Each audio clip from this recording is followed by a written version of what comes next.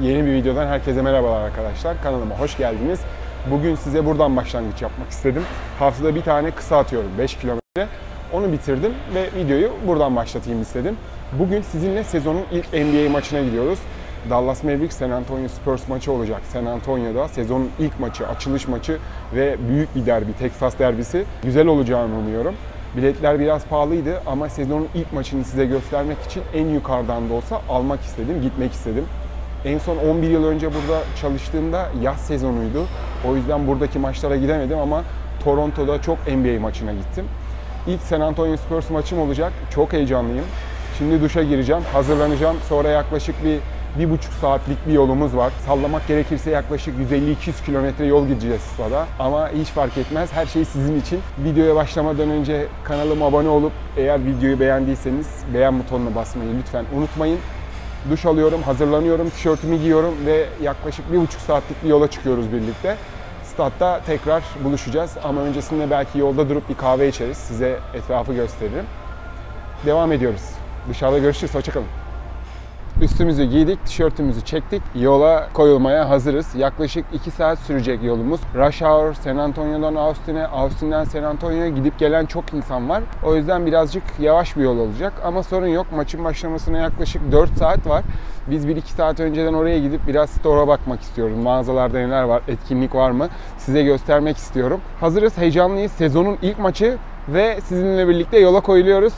Arabanın rengi, tişörtümün rengi, komple artık San Antonio Spurs'luyuz bugün. Sonuna kadar San Antonio. Bu arada bu da Texas'ın simgesi. Yani maçlarda, spor etkinliklerinde Texas boğaya benzetiyorlar çünkü sağlı sollu. Bu şekilde yapıyorlar. Yanlış anlaşılmayın lütfen, siyasi değil. Bu Texas. Go Texas go demek. Haydi bakalım, görüşürüz. Let's do it.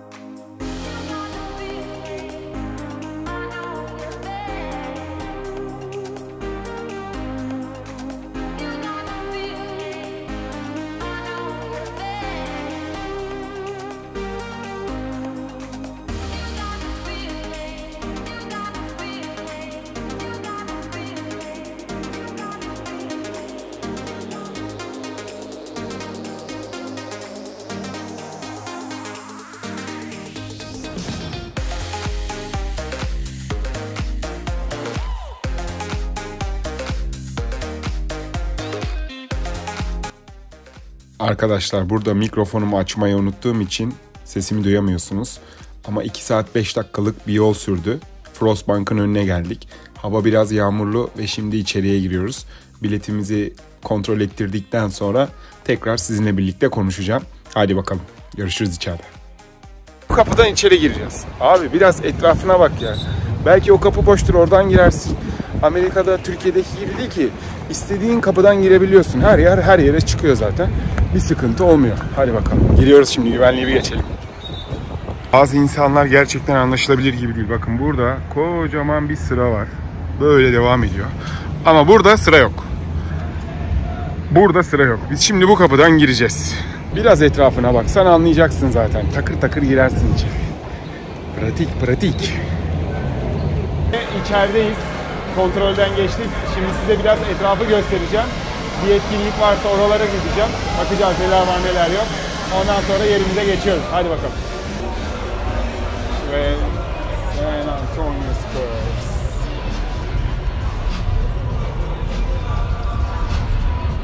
Basketbolcular ısınmıyor galiba. Onlar çaylaklar ya da genç takım. Yo, basketçiler de ısınıyor. Evet, ısınma turları başladı. Biz yavaş yavaş yerimize geçeceğiz. Oradan konuşmaya devam edeceğiz. Sezonun ilk maçına gelmemin sebebi vardı tabii ki. Çalışanlardan bir tanesi dedi ki, stadı gezeceğinize gidin, her koltukta tişört var, tişörtlerinizi alın dedi. Biz de şimdi gidip tişörtlerimizi alacağız. Ondan sonra gezmeye ve karnımızı doyurmaya devam edeceğiz. Biraz yukarıdayız ya. 10, 11. Ve tişörtlerimiz.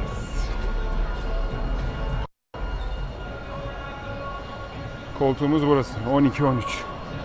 Buradan izleyeceğiz. Hiç fena değil. Bence güzel.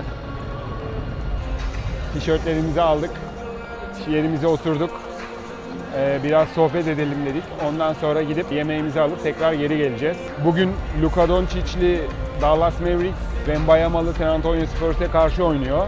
Sezonun ilk maçı, ilk lig maçı. O yüzden burada bugün olmak istedik. Güzel olacağını umuyoruz, güzel geçeceğini umuyoruz. Sizlere de göstereceğim maçı ve başından sonuna kadar bu etkinliğin kalacağım. Çünkü NBA'yi çok seviyorum. Ama tabii şöyle bir durum var. Çocukluğumuzda Tim Duncan'lı, Manu Ginobili'li, Tony Parker'lı Spurs'te büyüdüğümüz için bugün biraz daha o zamana göre düşük bir seviye olacak. Ama hiç fark etmez. San Antonio Spurs'ı sonuna kadar destekleyeceğiz. Texas'ta yaşıyoruz, Texaslıyız. O yüzden sonuna kadar Spurs diyoruz. Gerçi Dallas da Texas takımı ama Spurs bize daha yakın olduğu için şu anda bugün Spurs'un evine geldiğimizden Spurs'lu diyoruz. Evet, dediğim gibi biz Tim Duncan'lı, Manu Ginobili ve Tony Parker'lı San Antonio Spurs'la büyüdük. Sahada basket oynarken Tim Duncan deyip atardık. Ama Dallas Mavericks'te de unutulmaması gereken, LeBron'u yok edip sahadan silen bir Dirk Nowitzki vardı. Onu da özlüyoruz, onu da anıyoruz. Geldik, buradayız, mutluyuz. Isınmaya başladıklarında size göstereceğim. Şimdi yemeklerimizi alıp buraya geri geliyoruz ve konuşmaya devam ediyoruz. İçeride çok fazla restoran var. Alkol satan yer var, nacho satan yer var, cips satan yer var, güzel yemekleri olan yerler var, hamburger var, bayağı fast food var. Ama biz şimdi geçen geldiğimiz etkinlikte bir şey görmüştük. Onu yiyeceğiz, onu almaya ineceğiz alt kata. Ondan sonra tekrar yukarıya çıkacağız, yerimize oturacağız. Burada böyle maçı ayakta izleyebileceğiniz, hem biranız elinizde hem de oturup buradan şu şekilde maçı izleyebileceğiniz bir yer var. Burada koltuğunu kapıyorsun, oturuyorsun, burada yemeklerini alıyorsun. Bence güzel. Boş yer olsa ben de otururum da boş yer yok. Arka taraflarda var bayağı ayakta durmak için. Orada da televizyondan izliyorsun. Televizyondan izlemek için gelmedik. Maçı canlı izleyeceğiz. Luka Doncic'i, Wembanyama'yı canlı izleyeceksin. Bakacağım uzaydan ne kadar iyiler göreceğiz. Çünkü şöyle düşünüyorum. Eğer uzaydan kötüyseler ben uzayı yendiğimde hepsinden daha iyi oluyorum demektir. Bugün onun için geldim aslında buraya. Eğer overrated'salar, uzay hepsini teke tekle yenerse ben de demek ki uzayı yendiğimde en iyisi ben olacağım diye düşünüyorum. Bakalım. Şöyle bir store dolaşalım dedim. Basket formaları 150 dolar. Bu 75 dolar. Böyle bir hoodie var, 50 dolar. Oh, it's nice. Şöyle bir tişört var. Ne kadar bu? 50 dolar. It's very nice. I love that. Şöyle bir yağmurluk var güzel. 100 dolar. Böyle bir tişört var. 35 dolar. Bu kadar böyle. Fiyatları ne kadar? 35 dolar. Hiç fena değil. Bu da 40 dolarmış. Taneler ölmez. Manu Ginobili. This one? Try. Put them on. Bakayım. Güzel. Bu mağaza bu kadardı. Gezdik. Şimdi aşağıya yemek almaya gidiyoruz. Fiyatlar fena değil. Overpriced değil. Nike'da internet sitesinde neyse burada da aynı şekilde. Güzeldi fiyatlar. Güzel ürünler de vardı ama bizim üstümüzde tişörtlerimiz hazır. O yüzden bir şey almadık. Burada bir mağaza daha var ama sıra bayağı fazla. O yüzden girmeyeceğiz ama içerisi şöyle gözüküyor. Yine formalar, tişörtler, her şey var. Biz sıraya girmeyeceğiz. Yemek sırasına gireceğiz çünkü şu anda karnımız aç. Çok açım. Aşırı açım. Sinirleniyorum yavaş yavaş. Yemek yemem lazım. İnanılmaz. Ben de yiyeceğim. Aynısı. Yemeklerimizi aldık. Siparişlerimizi verdik. Ben soldakini, kim şu sağdakini yiyecek. Güzel yemekler var. 551. Okay. Let's go. Numara hazırlanınca şurada gösteriyorlar. Gidip alıyorsun. Dünyanın en hızlı işletmesi. Yemekler sipariş verdikten tam 1 dakika sonra geldi. 2 aç insan olarak yemek yemeye hazırız. Burada büyük abilerin locaları, bankaların, Frost Bank, Bank of America falan, onların locaları. Bizim kapıya geldik, 206. Yok, 226, 206 evet. 206, bizim kapı burada. Şurası. Bize geldik ve Wembayama şu anda ısınıyor. Biraz onu göstereyim size. Hem de sohbet edelim. Wembayama şu anda ısınıyor ve maça hazırlanıyor. Doncic de diğer tarafta ısınıyor. San Antonio Spurs'ın 5 şampiyonluğu var. En sonuncusunu 2014 yılında LeBron James'e karşı aldılar. Cleveland Cavaliers'ta. Ve ilginç bir istatistik. Dallas Mavericks'te son şampiyonluğunu yine LeBron'u paramparça ederek, bütün NBA'yi, Dirk Nowitzki bütün NBA'yi paramparça ederek almıştı. Dallas Mavericks'in 1 şampiyonluğu var. San Antonio Spurs'un 5 şampiyonluğu var. En büyük başrollerinden bir tanesi Tim Duncan, Tony Parker, Manu Ginobili, 3 efsane. Manu Ginobili'yi bilmiyorum ama Tony Parker'ın 9 numarasıyla Tim Duncan'ın 21 numarası emekli edildi. Sahaya geldiğinizde, eğer bir gün buraya gelirseniz, gördüğüm 100 kişinin 50'sinde hala Parker ve Tim Duncan formaları var, 21 numaralı Tim Duncan forması. Yani efsaneler hiçbir zaman ölmüyor, her zaman kalıyorlar. Club Legend, Tim Duncan bütün hayatını Spurs'ta geçirdi, bütün NBA kariyerini Spurs'ta oynadı. Ve bugün de hala insanlar sırtlarına formasını geçirip maça geliyorlar. Dallas Mavericks'ten biraz bahsedeyim, ısınıyorlar burada. Dallas Mavericks'in 1 şampiyonluğu var, 2011 yılında söylediğim gibi. Dirk Nowitzki NBA'yi paramparça etmişti. Onun dışında bir şampiyonlukları yok. Ama Luka Doncic geldiğinden beri şampiyonluk kovalıyorlar. Herkes onlardan bekliyor. Bu sene belki ligleri şampiyonluğa ulaşabilirler. Çünkü bence ulaşamamaları sürpriz. Geçen sene hiçbir şekilde önemsemedikleri Denver geldi, NBA'yi 6 üstüne getirdi ve şampiyon oldu. Bu sene Dallas işi şansa bırakmak çok istemiyor. Güçlü kadroları var ve Luka Doncic'le de şampiyon olmak istiyorlar. Kadar kuvvetlenirse büyük iş yapabilir. Ama NBA'de 2 tane oyuncu hariç, şimdi yanlış hatırlamıyorum ama 2 oyuncu hariç 1. sıradan seçilen hiçbir çaylak takımı şampiyon yapamadı. Bir tanesi LeBron'du yapanlardan, diğerinin adını unuttum. Golden State Warriors'ta bir kişi vardı. O şampiyon yapmıştı. Onun dışında 1. sıradan pik yapılan hiç kimse şampiyonluk kazanamadı NBA'de. Bu da bir bilgi. Bakalım, sıcakkanlı bir adama benziyor. Sakatlıksız bir sezon geçirirse, biraz da kuvvetlenirse, bence kas kütlesini biraz arttırması lazım. İyi olacağını düşünüyorum. NBA bildiğiniz gibi bir franchise ve son CEO değiştikten sonra NBA'deki rekabeti çok fazla tutamadı. Bazı takımlar çok güçlü oldu ve bazı takımlar çok güçsüz oldu. Bundan önceki CEO onu çok iyi beceriyordu ve NBA'yi izlenme oranları da bununla doğru orantılı gidiyordu. Fakat döneminde rekabet çok fazla eşit seviyede tutulamadığı için takımların güç seviyesi, NBA son yıllarda bayağı izlenme oranı düştü. Gerçekten düştü. Bir de bu süper kontratlarla çok yüksek garantili maaşlar veriyorlar. Bir yılda da yaklaşık sezonda 83 maç oynuyorlar. Çok sakatlık oluyor. Oyuncu seçiyorlar. Oyuncular maç seçiyor. Fakat şimdi şöyle yeni bir şey geldi. Sezon ortası turnuvaları düzenleyecekler. Sezon maçlarını azaltacaklar. NBA'deki heyecanı artırmaya çalışıyorlar. Bence yapmaları lazım da. Yoksa bu gidişte izlenme oranları düştü, gelirler azaldı ve bu bayağı daha azalacak gibi duruyor. Umarım olmaz. NBA'yi seviyorum, izlemeyi seviyorum. Buraya taşındım artık ve burada rekabet ortamını görmek beni mutlu eder. Söyleyeceklerim bu kadar. Stat kapasitesinden bahsedecek olursam, kapasite basketbol için 18.500 ama diğer konser vesaire etkinlikler için de yaklaşık 19.500-20.000 oluyor. Şurada bir dahaki sefer geldiğimde şurada yer bulacağım ya. Tam şurada. Kesin kafaya taktım. Localar çok efsane. Baksanıza. Bayağı iyi. Ama locaların hepsi tıkır tıkır bankalar kapatmış. Ve kafalarına göre gelip 5 saat erken bile girebiliyorlar. Biz sadece 1,5 saat ya da 1 saat kala girebiliyoruz. Ama onlar takır takır geliyor. Even when you feel low, you can still go. Even when you feel slow, you can still go. Even when there's no hope, you can still go. I never Usta sahaya geldi.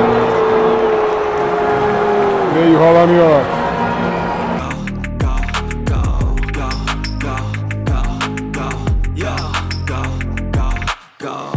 hustle hard, hustle every single day. I'll be making moves till I'm buried in my grave. Ben bayama daha deminden beri smaç basacağım diye kendini yırttı. Bir türlü basamadı. Sıra geliyor şimdi. Bir göstereyim bakayım.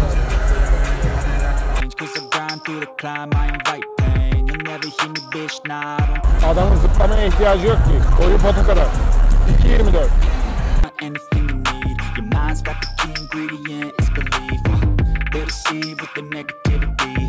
Maç başlamadan size bir spoiler vereyim. Haftaya Alperen Şengül'ü izlemeye gidiyorum Houston'a. Bileti tam arkasından aldım. Onunla konuşmak için her fırsatı kovalayacağım. Lütfen kanala abone olup destek olmayı unutmayın. Haftaya Alperen Şengül'e gidiyoruz. Houston Rockets, Sacramento Kings. Maç başlıyor.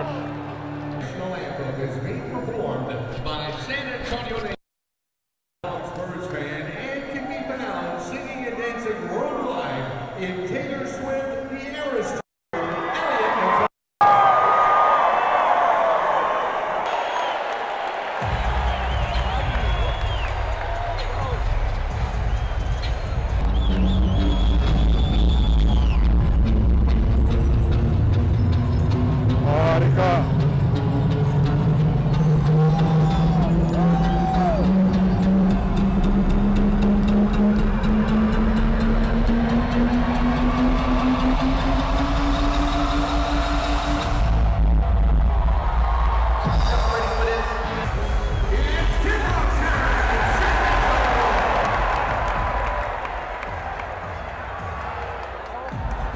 Otur.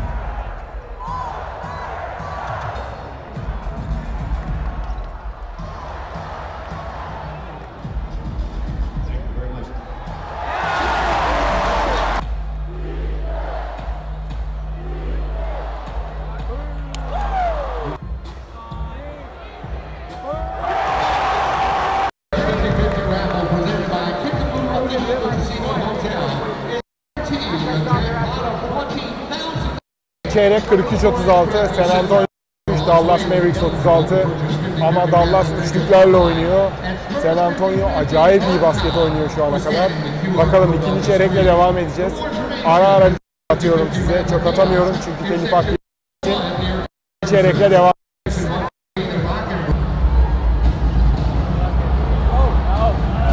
Of, ikinci çeyreğin ilk sayısı. İkinci yarıya Dallas iyi başladı, biraz baskı hissettirdi. Ve Spurs de çok rahat sayı bulamıyor. Skor 47-43 oldu. 2 de serbest atış kullanılacak. Tamam, bana yönelmeyeceksiniz ama tamamen unuttum ve aklımdan çıktı. Cedi Osman şu anda sahada ve 5 sayıyla oynuyor. Biliyordum. Fakat unuttum. Kusura bakmayın. Çok özür diliyorum. Milli gururumuz sahada. 5 sayıyla oynuyor. Hiç fena değil. Gayet iyi. Fakat ben onunla ilgili konuşmayı gerçekten unuttum. Kendisini görünce fark ettim ve dank etti. Özür diliyorum buraya kadar izleyenler için. Ve Cedi Osman sahada. Biraz kendisini göstereceğim. Ah be!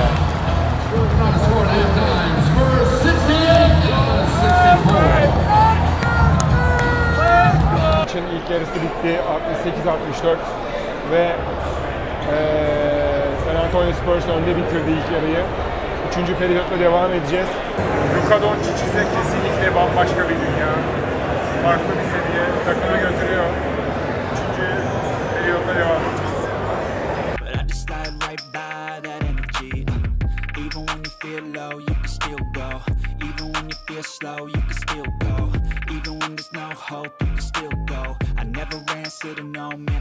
Go.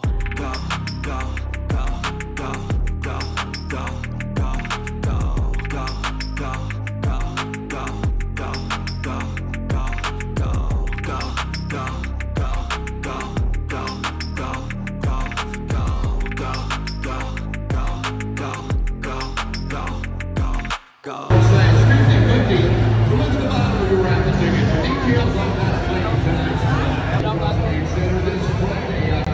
Evet, maç bitti. Mikrofonumun pili de bitti. O yüzden stadın içinde çok konuşamadım. Fazla ses vardı.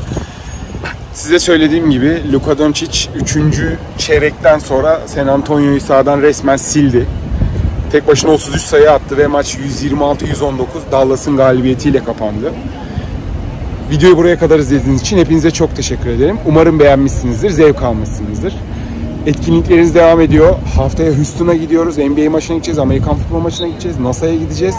Lütfen videoları beğenmeyi ve beğendiyseniz kanalıma abone olmayı unutmayın. Bir sonraki videoda görüşmek üzere. Kendinize çok iyi bakın. Hoşça kalın. Ve saat yaklaşık 11.30. 1,5 saatlik yolumuz var. Austin'e gidiyoruz. 180 kilometre. Görüşürüz. Hoşça kalın.